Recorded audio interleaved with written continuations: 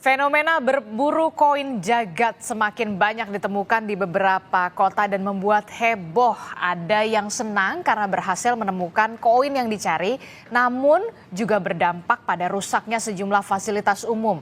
Bagaimana seharusnya pengoperasian game berburu koin ini dilakukan agar tidak ada pihak yang merasa dirugikan? Apakah aplikasi ini aman untuk perlindungan data pribadi? Kita akan bahas bersama dengan psikolog anak dan juga remaja. Sudah ada Mbak Novita Tandri. Selamat pagi Mbak Novita. Selamat pagi Mbak Disti. Iya, kemudian ada Kepala Satpol PP Kota Surabaya, Pak Muhammad Fixer. Selamat pagi Pak Fixer. Selamat pagi Mbak Disti. Oh iya, kemudian juga terakhir ada pengamat keamanan siber Vaksin.com. Ada Pak Alphonse Tanujaya. Selamat pagi Pak Alphonse. Selamat pagi. Ya, ini kita membahas yang lagi heboh nih, Mbak Novita, Pak Alphonse dan juga Pak Fixer, soal koin jagat. Koin jagat ini kan lagi heboh banget, lagi booming banget karena pengguna permainan koin jagat ini harus mencari, ada challenge-nya, mencari koin yang disebar oleh pihak aplikasi koin jagat begitu ya. Nah, kemudian disebarnya ini di taman dan tidak hanya di Jakarta, ada juga di Surabaya. Nah, dari Satpol PP sendiri Pak Fixer, Anda sudah memetakan pengamanan untuk fasilitas umum yang sudah rusak dan saat ini harus diamankan. Di mana saja lokasinya Pak Fixer di Surabaya? Iya Mbak Disti, di Surabaya ini itu kan sudah 2 minggu berjalan ini koin jagat ini. Dan kemudian kita sudah melakukan inventarisir taman-taman kita yang rusak ya. Nah, upaya kita ke depan, kita juga ikut masuk ke dalam koin jagat aplikasi ini agar kita tahu, anggota tahu di mana saja kemudian koin itu kemudian diaktifkan dan sasarannya di taman mana. Karena sebelum kita masuk, kita itu jujur aja kewalahan ya. Tiba-tiba ramai di taman ini, tiba-tiba muncul lagi di lokasi yang berbeda. Ini membuat kita ini akhirnya tugas kita yang lain ini kan jadi jadi kacau gitu ya. Apalagi kemudian kita lihat bahwa itu tidak aktif di pagi hari atau siang hari, di malam hari pun juga aktif gitu kan. Sehingga kemudian kita pada saat itu membagi anggota, tapi namun setelah kita masuk ke dalam koin, kita sudah bisa melihat akan diaktifkan di lokasi mana. Yang kedua, sekarang taman-taman ini kita pasang LH Lane atau Satpol PP Lane di sekitar taman. Jadi fasilitas umum yang ada taman kita pasang itu supaya kemudian jangan sampai pencari koin ini merusak. Karena kita sudah bisa tahu bahwa banyak taman di Surabaya yang dirusaki, diinjak-injak, tong sampah dibuang. Kalau kita lihat perilaku itu semacam, mohon maaf ya, macam zombie gitu. Diperhatikannya ke bawah, jalannya enggak. Mereka juga anak-anak ini atau yang cari ini kan orang dewasa juga ya, sama anak-anak itu tidak memperhatikan lingkungan sekelilingnya, bisa jadi kecelakaan. Bahkan kemudian ini diletakkan tidak hanya di tengah taman tapi di pinggir-pinggir sungai ya. Kita sangat khawatir kemudian ini saling rebutan terus terjadi dorong-mendorong, ada yang jatuh ke dalam sungai yang kemudian tidak bisa berenang. Ini kan akan menimbulkan masalah lain. Di Surabaya sendiri ini sudah ada motor yang hilang ya, warga yang gara-gara fokus cari koin, motornya justru diambil sama pencuri. Jadi ini kejadian fenomena ini sangat meresahkan ya bagi kota Surabaya ya. Oke, jadi bahkan tadinya mau untung malah jadi buntung ya Pak Fixer ya? Iya. Itu salah satu motor para warga yang mencari itu jadi hilang itu. Itu sudah dilaporkan juga itu. Oke, ini sangat disayangkan sekali begitu ya, pencari koin yang tadinya mau untung justru malah merugikan fasilitas umum begitu ya, taman-taman jadi rusak, bahkan koinnya juga ada yang ditaruh di pinggir sungai yang kemudian juga nantinya dikhawatirkan malah berdampak membahayakan begitu ya, Pak Fixer ya? Benar Pak Disti. Jadi kita ini sekarang itu kan dengan mengikuti di dalam aplikasi, kita itu berusaha untuk kemudian Satpol PP hadir lebih duluan di titik lokasi itu untuk menghalau warga yang datang mencari koin itu. Kita juga ada CCTV kita di tempat-tempat publik, di taman, itu juga kita aktifkan untuk mencari sebenarnya pelaku yang meletakkan koin itu di mana saja ya. Sebab taman kita ini rusak kan dibiayai oleh APBD. Ada petugas kita yang secara rutin menjaga taman ini baik menjadi rusak. Kasihan ini kan. Sebenarnya ini dirugikan bagi warga Surabaya sebenarnya ini. Iya, bahkan wali kota Surabaya sampai mengungkapkan tamanku rusak kabeh gitu ya, gara-gara koin jagat ini ya, Pak Fixer ya. Benar, benar Mbak Disti. Dan kemudian pemerintah kota membuatkan surat ya, membuatkan surat ke Kementerian Komdiji untuk melaporkan terkait dengan keresahan aplikasi yang ditimbulkan di kota Surabaya ini. Artinya usulannya ya itu ditutup saja gitu loh aplikasi ini. Diblokir saja begitu ya aplikasinya ya. Iya, benar. Benar, Mbak Disti. Oke, saya ke Mbak Novita. Mbak Novita, ini kan sebenarnya ini bukan fenomena baru ya, karena sebelumnya ada permainan Pokemon Go yang juga di luar negeri juga sempat bikin heboh begitu. Nah, ini di Jakarta, Surabaya dan kota-kota besar baru hype lagi nih koin jagat. Nah, tadi yang kemudian menarik adalah pencari koin ini sampai tidak bisa berpikir secara logis begitu ya. Ini loh taman dirusak, rumputnya diinjak-injak, kemudian tong sampah sampai dibuka-buka sampai ke pinggir sungai untuk demi mencari koin jagat. Ini bagaimana ini, Mbak Nov? Iya, kalau ini tadi pertanyaannya Mbak Adis ditanyakan dibandingkan dengan Pokemon Go yang 2016, 2017 ya Mbak. Kita ingat juga di awal-awal keluarnya Pokemon Go itu menimbulkan juga luar biasa ya. Tetapi kalau dibandingkan sekarang dengan koin jagat di mana Pokemon Go sudah mulai declining karena pandemi 2020 sampai di titik ini, saya melihat perbedaannya karena ada finansial di sana. Jadi ada uang tunai yang diberikan, Mbak. Dan secara psikologis ada uang tunai di sana dan ini adalah transaksi ekonomi yang kita bisa mendapatkan apapun dengan uang yang didapatkan. Ini yang membuat euforia buat saya akhirnya tidak memikirkan fasilitas umum yang rusak saat ini. Jadi buat saya memang harus benar-benar dilihat satu game yang ingin masuk, apalagi ini kalau kita lihat jagat teknologi PT LTD yang datangnya dari Singapura, negara tetangga gitu ya. Aturan apa yang harus dilakukan dari satu game yang masuk di negara kita sehingga tidak seperti ini, mungkin jadi satu pembelajaran buat kita.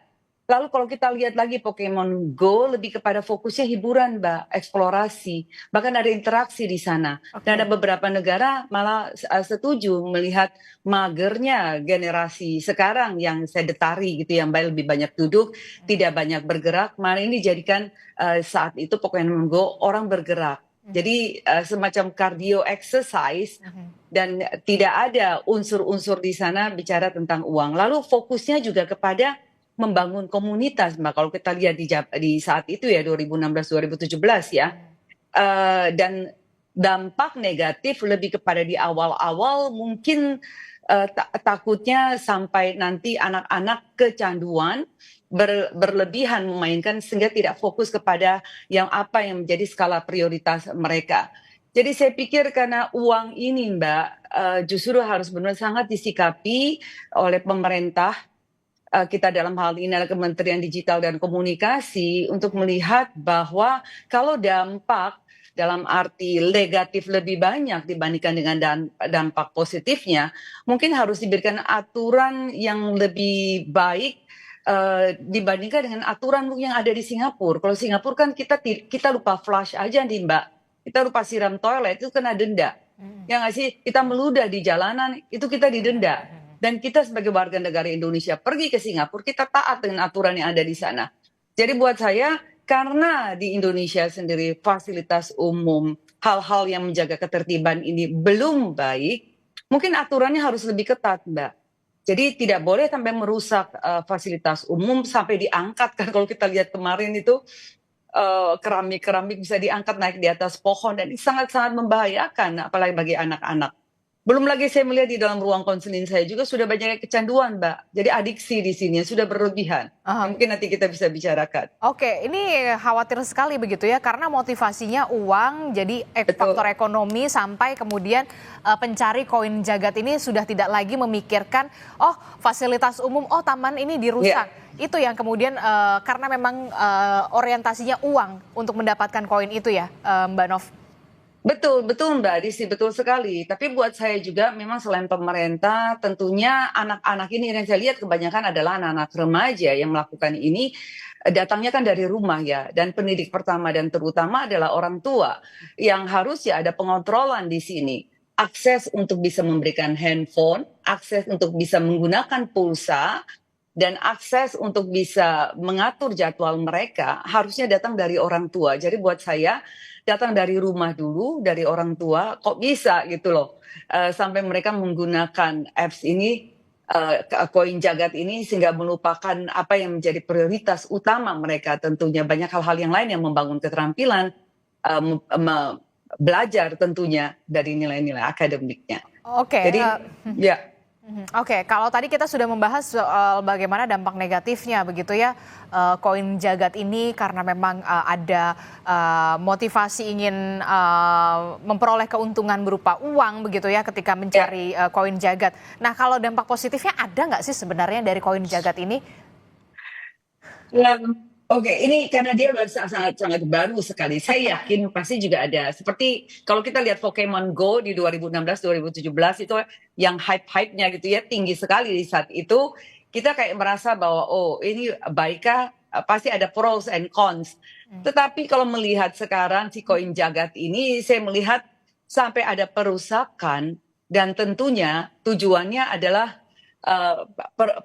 pengerusakan ini kan akhirnya biaya, ada uang yang dikeluarkan dari pemerintah untuk perbaikannya lagi, yang tidak setara tentunya dengan nilai yang didapatkan daripada pemain game koin jagat ini, Mbak Adisti. Jadi buat saya belum melihat, karena kalau udah namanya pengerusakan, ada sesuatu yang tidak bisa dipakai oleh khalayak ramai masyarakat, ya tentunya ini bukan sesuatu yang baik. Harus ada sesuatu yang diperbaiki di dalam aturan mainnya sehingga tidak bisa ditoleransi, Mbak, tolerir semua pengerusakan dari fasilitas umum dengan cara apapun, termasuk dengan game. Oke, saya sepakat ini ya, harus ada kemudian perbaikan di dalam aplikasi koin jagat ini soal aturannya seperti apa harus jelas begitu ya. Saya ke Mas Alphonse. Mas Alphonse ini gimana nih sebenarnya bisa nggak sih aplikasi ini kemudian dikomunikasikan dulu ke Komdigi, aturannya dibuat dulu semacam apa begitu ya, termasuk juga jangan sampai niatnya baik begitu tapi kemudian malah merusak fasilitas umum aturannya. Ini memang niatnya baik dan Jagat ini sebenarnya salah satu aplikasi location sharing. Jadi dulunya Zenly contohnya, sekarang location sharing dan mereka kesulitan mendapatkan user base, lalu dia pakailah Treasure Hunt ini dan terbukti ini cukup efektif dari sisi mendapatkan user. Hari ini mereka ada 5 juta user. 5 juta user? Memang 5 juta download di Indonesia saja. Dan memang kita lihat menimbulkan banyak kekacauan ya. Jadi banyak GBK juga protes dirusak, banyak taman-taman, kasihan ya Pak Fixer dan teman-teman juga setengah mati dirusak. Nah, kalau saya melihat dari sisi lain di mana ini yang main tuh rata-rata Gen Z dan lebih muda, Gen Alpha. Jadi tuh kita komunikasi dengan mereka tuh sebenarnya udah jomplang. Udah beda generasi. Jadi ngomong tuh nggak nyambung. Mereka tuh nyambungnya ke sana gitu loh. Itu salah satu poin yang perlu kita sadari. Dan kita perlu evaluasi juga. Nah kok malah yang dari Singapura yang tahu duluan nih cara ngumpulin masanya nih, kok kita enggak gitu. Itu poin pertama. Poin kedua adalah ini memang perlu ada koordinasi. Komdigi ini yang pegang lehernya. Kalau Komdigi bilang, kamu menimbulkan kekacauan, aku blokir, selesai sudah.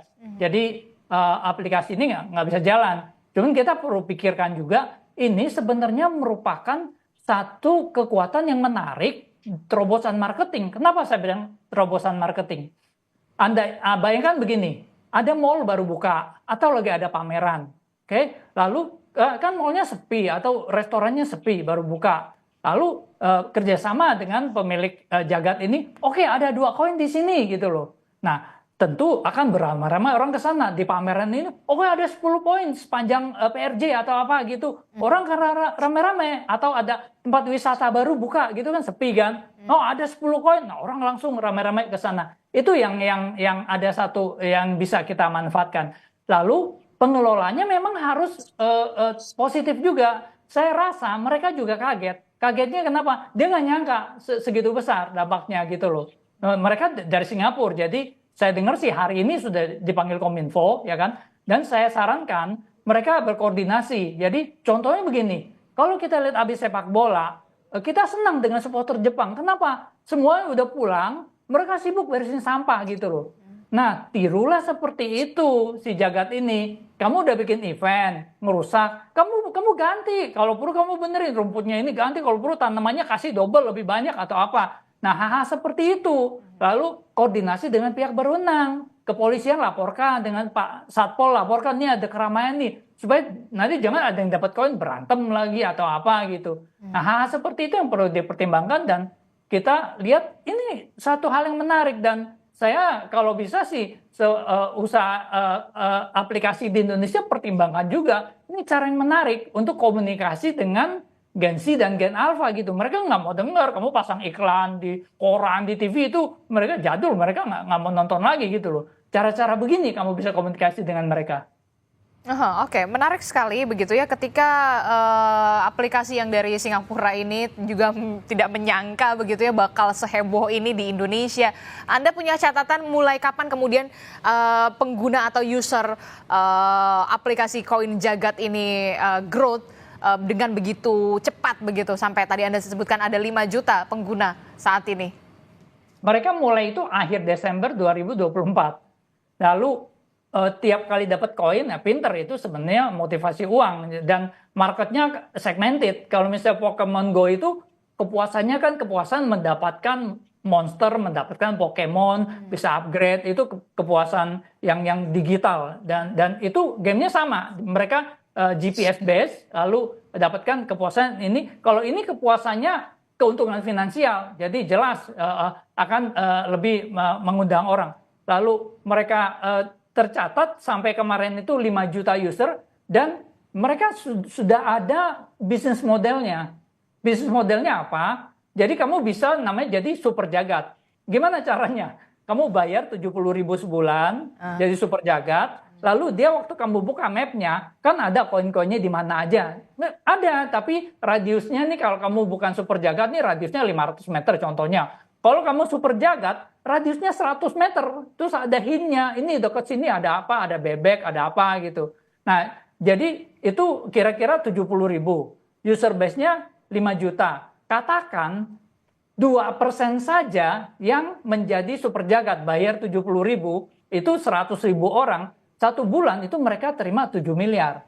Nah, jadi kalau dia tebarkan koinnya dengan bijak, model bisnisnya bisa baik, dia bisa bertanggung jawab, koordinasi dengan pihak berwenang, tidak merusak, lalu bisa monetisasi dengan cara lain yang tadi dia kerjasama mau tempat wisata, mau ayo sini kita bantu. Ini saya pikir ini bisa berjalan dengan baik. Cuman kalau mereka kurang bertanggung jawab, saya setuju ini harus ditindak gitu loh. Jadi Anda lebih setuju si Koin Jagat ini diblokir saja atau kemudian harus ada perbaikan lagi soal aturannya? Hari ini kan Komdigi akan memanggil Koin Jagat, aplikasi Koin Jagat kalau tidak salah. Kedepannya kita kan harus menyerahkan negara ini ke yang lebih muda, ya kan? Dan kalau kita nggak bisa komunikasi dengan mereka, kita maunya ngomong dengan cara kita, yang kasihan ya negara kita yang rugi gitu loh. Lalu Indonesia juga perlu berkaca, orang Indonesia termasuk saya ya, bahwa loh kok malah negara lain yang tahu duluan nih cara berkomunikasi, cara mengumpulkan massa yang sangat efektif dan ini sangat murah. Mereka taruh di mall, kamu mau promosikan mall baru, bisa 100 juta miliaran gitu, belum tentu yang datang banyak. Ini kamu cuma taruh 10 koin, 1 koin 10 juta, 10 juta, kamu taruh koin 100 kan 100 juta, yang datang 5 juta potensialnya gitu loh. Jadi gambarannya kira-kira seperti itu. That's the power yang ada, yang ya silakan kamu mau musahkan dan akan berkembang tempat lain, atau kamu harness gitu loh.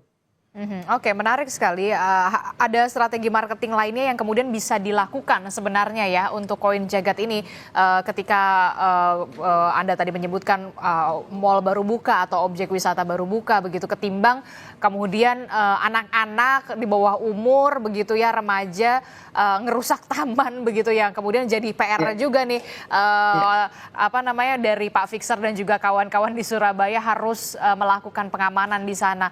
Nanti kita akan bahas lagi soal bagaimana solusi yang harus dilakukan segera oleh pemerintah, dalam hal ini adalah Komdigi. Tetaplah bersama kami di Sapa Indonesia Pagi, kami akan kembali usai jeda.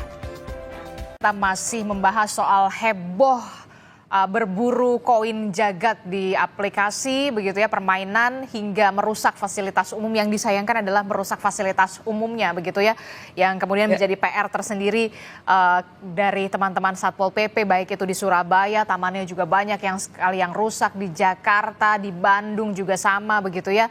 Nah, ini efeknya yang kemudian juga membuat kita juga menjadi miris begitu ya. Mbak Nov, ini kalau menurut Anda solusinya seperti apa yang harus dilakukan? Ini kan pengguna atau pencari koin jagat ini kan biasanya anak-anak muda nih, anak-anak yang masih SMP, yang masih SD bahkan SMA begitu ya. Nah, ini gimana nih Mbak Nov? Baik, ini kalau kita lihat penggunanya nih generasi alfa, generasi yang lahir di atas tahun 2010. Jadi kalau sekarang usianya kurang lebih 15 tahun. Sekarang ini kita sudah masuk ke generasi beta, Mbak. Generasi beta itu lahir di atas 2025. Nah, kalau kita bicara anak-anak di bawah 18 tahun, 0 sampai 18 tahun itu adalah usia anak, di mana otaknya belum berkembang secara sempurna. Jadi kalau dalam tahapan prefrontal cortex, di depan sini, ini belum berkembang dengan sempurna, frontal lobus frontalnya, mereka belum bisa membedakan yang baik dan yang salah, yang boleh dan yang nggak boleh, dan yang baik, yang benar dan yang jahat gitu. Jadi buat saya dalam targeting gitu dengan generasi alfa ini, dengan otak yang belum sempurna ini, mereka hanya melihat adalah uang yang saya bisa dapatkan. Dan kemungkinan untuk menjadi adiksi itu kita bisa terlihat di sini. Baru 3 minggu saja kita bisa lihat pengerusakan daripada Fasum. Saya yakin kalau dihitung itu udah miliar urusannya. Bukan urusan ratusan juta lagi. Apakah kita tetap akan membiarkan baru 3 minggu ini dari Desember untuk pengerusakan ini terjadi? Dengan 5 juta pengguna yang sekarang sudah memakai, kalau ini semuanya aktif dan tidak ada aturan yang dibenahi, saya yakin akan masuk bahkan di kota-kota kecil. Karena kita bicara borderless world, tanpa batasan ini semua orang bisa bermain. Dan target mereka memang sengaja, kalau buat saya melihat ya, karena generasi alfa ini adalah generasi yang sangat-sangat fasih, kita sebut dengan digital native. The truest digital native itu adalah generasi alfa. Belum kita bicara generasi beta ya, yang mungkin 100% benar-benar tanpa campuran lainnya. Dibandingkan dengan kita, makin lahir dari generasi yang transisi, imigran gitu. Dari generasi analog menjadi generasi digital. Jadi buat saya pentingnya pemerintah untuk di sini yang memegang kendali penuh terhadap apps ini, game ini, untuk memberikan aturan.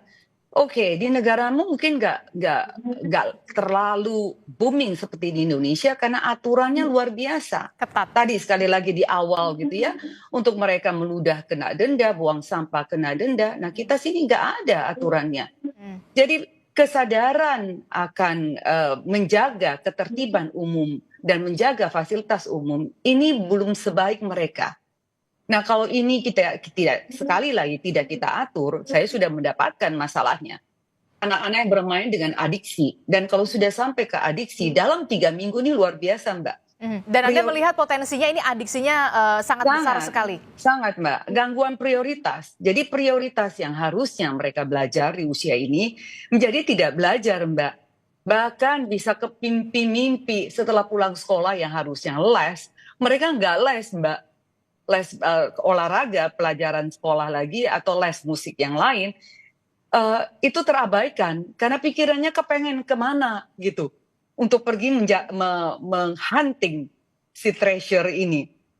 Lalu dibandingkan dengan Pokemon Go itu lebih komunitas, Mbak. Jadi ada orang lain di sana. Oke. Kalau ini enggak, individualistik sekali, mereka sendiri-sendiri Mhm. gitu. Dan saya takutnya nanti kecanduannya sama dengan gangguan judi online karena uang yang dicari gitu, yang hanya terselubung dengan adanya permainan game. Jadi mungkin harus dipelajari, saya bukan ahli di dalam game, tapi harus dipelajari lebih dalam lagi aturan yang nomor satu. Dan tidak ada toleransi sekali lagi kalau sampai merusak fasilitas umum. Oke, jadi menarik sekali Anda menyebutkan tadi ada potensi seperti kecanduan judi online karena motivasinya sama, uang begitu ya, faktor ekonomi begitu ya, Mbak Novita. Mbak Nov, kalau menurut Anda nih, apa yang perlu dibenahi soal aturan ya, karakter usia, rentang usia pemakai atau penggunanya, atau seperti apa kalau dari sisi psikologinya? Kalau buat saya, rentang usia rata-rata game ini memang sulit sekali untuk kita di Indonesia ada rentang. Mereka semua ada rentang usianya, Mbak. 16 ke atas, 18 ke atas, 17 ke atas. Tetapi sekarang kontrolnya kan hampir dikatakan tidak ada. Orang tua bahkan gaptek gitu ya, gagap teknologi untuk bisa memantau bagaimana cara memantau. Karena apps itu ada ribuan apps yang bisa ada di pilihan daripada anak-anak kita. Jadi kalau buat saya ini juga pembenahan dari pemerintah bekerja sama antar lembaga dengan Kementerian Pendidikan dan Kebudayaan, dengan Kementerian Perempuan Perlindungan Anak untuk bekerja sama kolaborasi bagaimana caranya untuk membina orang tua ini supaya tidak gaptek-gaptek amat gitu ya Mbak. Karena kalau tidak terlalu banyak, ini cuma sepersekian detik karena ada fasilitas umumnya rusak, kita baru bicara. Tetapi banyak sekali yang merusak mental anak-anak seperti pornografi lewat game juga ini banyak sekali. Dan merusak dari dalam, Mbak, dari anak-anak kita. Atau kekerasan yang terjadi, kalau kita lihat kekerasan yang terjadi dengan penyembahan kepada satu ikon tertentu, lalu ada yang harus dikorbankan, ini juga menjadi salah satu yang harus dilihat. Jadi tidak semua apps itu baik buat anak-anak, dan kalau tidak diawasi, tidak ada pengontrolan, ya ini kita ribut karena fasilitas umum. Tapi banyak sekali yang merusak anak-anak kita. Saya ke Pak Fixer. Pak Fixer, kalau dari kacamata Satpol PP sendiri, lebih banyak mudaratnya berarti ya soal koin jagat ini ya? Ya, lebih banyak mudaratnya ya. Bikin rusak banyak ya fasilitas umum. Ini baru rusak fasilitas umum. Bagaimana nanti kemudian, masa kita harus nunggu sampai ada korban jiwa karena ini? Karena harus mencari terus ada yang jatuh, meninggal, atau kemudian ambil koin, ada yang dapat jadi ribut, tawuran, besar-besaran. Karena ini kan masa yang berkumpul dalam satu titik yang sama, dengan tujuan yang sama, lalu ada yang memprovokasi. Kita kan tidak tahu situasi di lapangan itu seperti apa ya. Ini konflik gesekan itu cukup besar. Jadi awalnya senang-senang bisa jadi rame, terus menanti ada korban jiwa, baru kita kebakaran jenggot semua, nutup sana. Wah, ini kan tidak benar ini. Jadi sebenarnya saya setuju sekali itu tadi dengan Bu Novita. Kita lihat manfaatnya lah ya. Ini seperti apa? Saya juga setuju dengan Pak Alfon ya. Artinya ini ada harus komunikasi dengan generasi sekarang, tetapi kan ada pola-pola yang harus dibenahi gitu. Nah, bisa bayangkan taman ini bukan sekedar taman loh. Ini dibiayai oleh APBD, uang rakyat ya, APBD. Lalu dirawat oleh petugas taman yang terus-menerus dengan baik, dengan hati dia merawat lingkungan itu, taman itu dengan baik. Lalu kemudian diinjak-injak, tidak ada gratis di situ. Pemerintah kota harus keluarkan uang lagi, benahi lagi, nanam lagi, merawat lagi dari belum jadi sampai jadi. Nah, ini sekitar taman. Kalau mau lihat sebenarnya itu seperti tong-tong sampah itu dibuang. Jadi seperti kota ini kan seperti tidak ada yang diurusin gitu. Perilaku orang di dalam kota kok jadi berubah gitu. Kalau kita lihat sampah-sampah dibuang kok sampai garuk-garuk tong sampah. ini kan aneh gitu saat ini.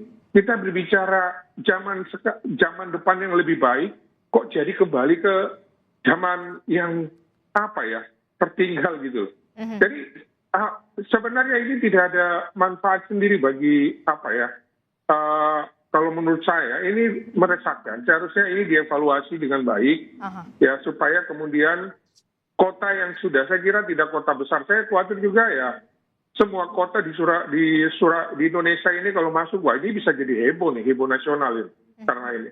Itu Mbak Disti.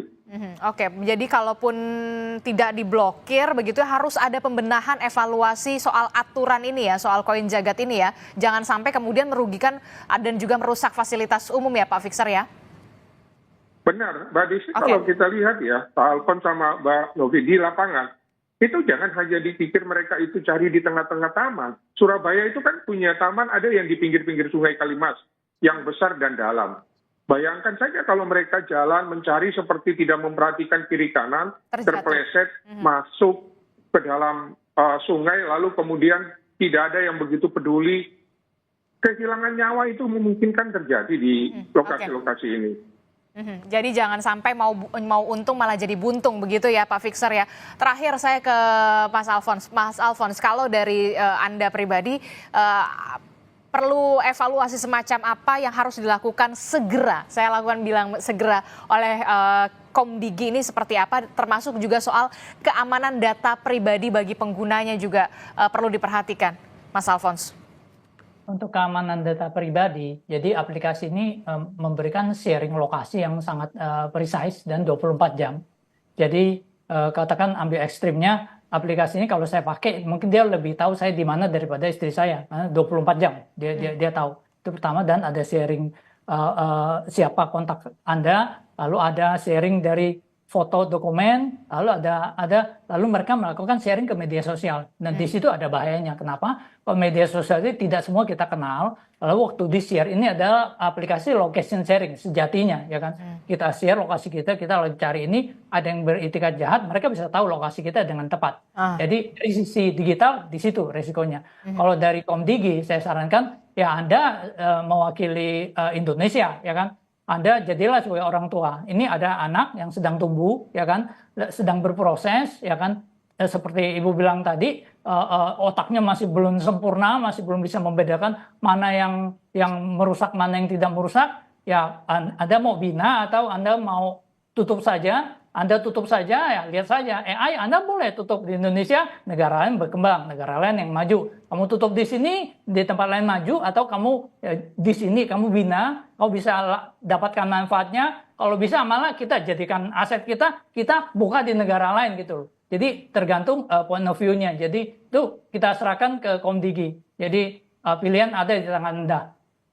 Oke, baik, kita akan tunggu bagaimana solusi yang akan dihadirkan oleh pemerintah, dalam hal ini adalah Kementerian Komunikasi dan juga Digital. Jangan sampai kemudian anak-anak kita juga jadi adiksi begitu ya, kecanduan itu yang kemudian sampai tidak bisa berpikir logis dan sampai membahayakan keselamatan mereka tersendiri gara-gara begitu ya mengejar koin demi rupiah begitu, demi uang. Terima kasih Mbak Novita Tandri, kemudian ada Mas Alfons juga, terima kasih Pak Fixer, terima kasih sudah bergabung bersama kami. Sehat selalu Bapak dan juga Ibu. Selamat pagi. Assalamualaikum.